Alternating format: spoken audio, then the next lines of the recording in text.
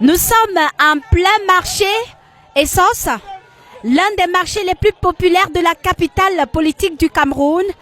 Regardez le calvaire. Regardez le calvaire. C'est pas la piscine, mais je suis dans l'eau. C'est ça le Cameroun, au marché essence. Regardez le calvaire des commerçants. Le calvaire des commerçants qui payent leurs tickets tous les jours. C'est lorsque Isakam a suivi qu'on était sur les lieux que le camion est venu pour porter les ordures. Regardez ce que les ordures ont causé en plein marché, les carnivores bouchés. Ça, c'est la piscine nationale. Les tickets sont payés. Les tas d'immondices partout. Les mouches, on dirait la capitale est dans la pourriture. Je suis placée, certainement, c'est dans les excréments des gens parce que l'eau est entrée dans les habitations étant donné que les carnivores sont bouchés à cause de ces ordures. Monsieur le Président Paul Biya, voilà ce à quoi ressemble la capitale politique du Cameroun. Les commerçants sont aux abois. Les populations sont aux abois également. Tous les comptoirs sont inondés. Et juste ici, tout près, on vend de la nourriture. Les gens n'ont pas d'argent pour aller dans des grands restaurants. Ils sont obligés de manger dans des tourneaux d'eau qui sont envahis par des mouches, par des ordures. À quelques pas du centre-ville, voilà ce à quoi ressemble la capitale politique du Cameroun. Et les élections, c'est dans quelques mois.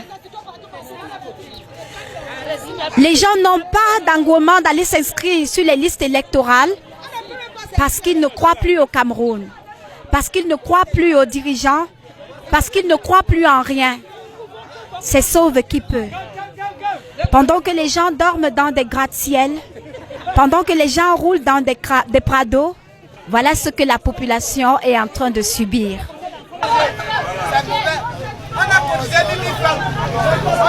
Nous sommes ici avec le chef secteur du marché qui va nous dire un peu quel calvaire ils sont en train de subir. Le président de la République regarde ce qui est en train de se passer, les autorités regardent. Moi-même, je suis dans l'eau. Bonsoir. Bonsoir. Et déjà courage pour ce que vous êtes en train de subir. Est-ce que vous pouvez nous présenter la situation actuelle de ce marché avec l'état d'inondices et les eaux là?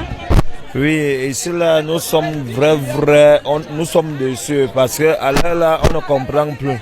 Souvent, nous sommes là, on dit tout le marché donnait 1000 francs pour déboucher les rigoles. On n'a jamais débouché.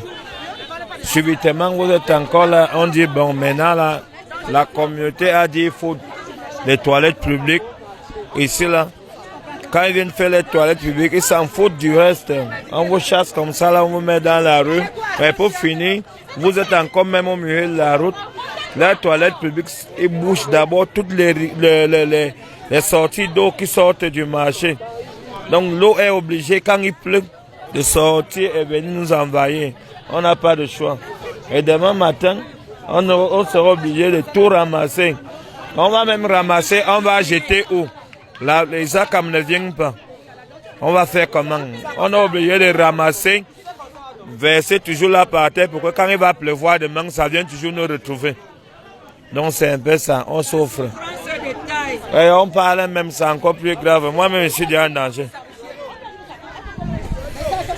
Alors, c'est dans cette peur que vivent les Camerounais. Personne ne veut parler parce qu'ils ont peur. Pourtant, ils donnent de leur argent. Ils ont peur de parler, de peur qu'on va les tuer. Personne ne veut se prononcer. Les gens meurent étouffés. Les gens meurent étouffés.